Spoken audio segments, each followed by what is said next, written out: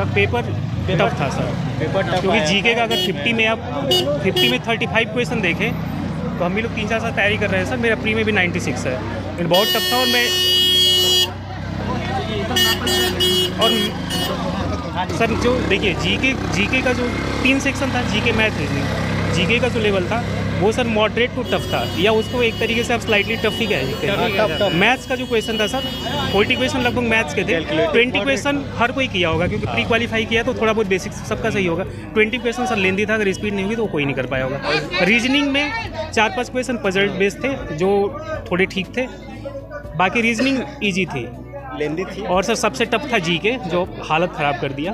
और जीके इतना टफ था कि वाकई 4-5 क्वेश्चन छोड़ के कुछ याद भी नहीं आ रहा है कि पूछा गया था। इकोनॉमिक्स करंट ज़्यादा पूछा था। इकोनॉमिक्स टर्म ऐसे ऐसे थे सर जो हमें कुछ पता ही अब नए चीज़ें अब सर ऐसे चीज़ें आ रही अफ्रीका की इकोनॉमी के बारे में पूछा जा रहा है हमसे, हमें अपनी इंडिया की इकोनॉमी के बारे में नहीं पता है। अब मोदी जी ऐसे ही डुबा दिए हैं पूरा।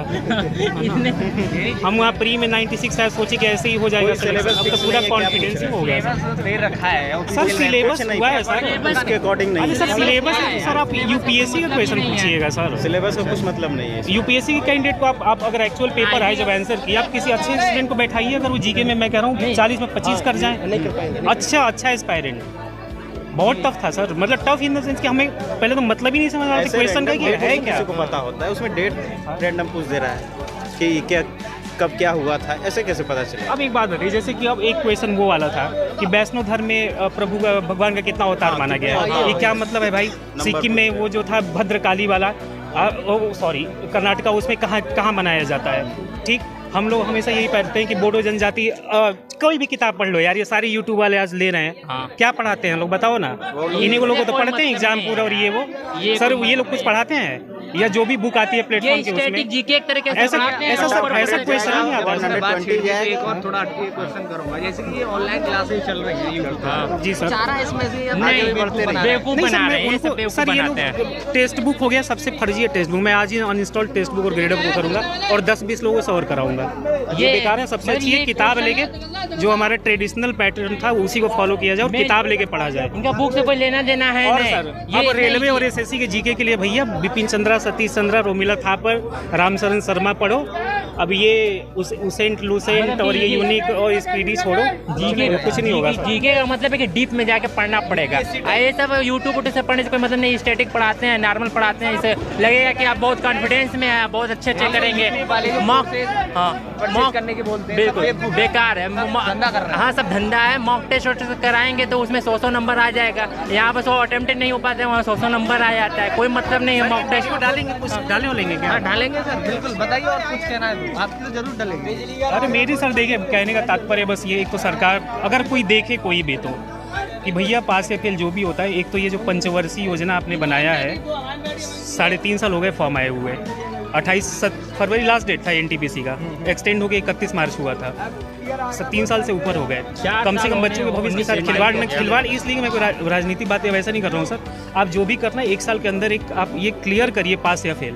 अब एक गरीब घर का लड़का 5 साल तैयारी कर, और ये जो सेंटर से सुप्रीम कोर्ट की गाइडलाइन है कि 200 किलोमीटर से ज़्यादा आप नहीं डाल सकते, और ये आप भैया मेरा ही बलिया से आगरा सर लगभग 1000 किलोमीटर हो गया बलिया से आगरा, 800 तो दिल्ली हो जाता है, 150 और 200-250 जोड़ लीजिए। जी सर। कब निकले थे घर से आप? मैं तो कल का ही निकला था सर। जी सर। तो एक तो दिक्कत है जी सर, और ये मतलब जो रेलवे जैसा पेपर बना रहा है, एक तो प्री मेंस ये ना बहुत जो लेवल का एक डिफरेंस है कि अब जैसे प्री में ही था किसी दिन बहुत ईजी किसी दिन बहुत टफ, तो एक कम से कम एक एसएससी सीजीएल ओजीएल की तरह एक पैटर्न रखिए जिसमें बच्चे तैयारी कर सके, उसी पैटर्न को फॉलो करें। अरे तुम पहले वो कर दो ना यार कि हम यूपीएससी का पूछेंगे, हम वही पढ़ेंगे, या हमारी हम नहीं है कैपेबल तो हम नहीं भरेंगे फॉर्म। ऐसा क्यों देते हैं आप?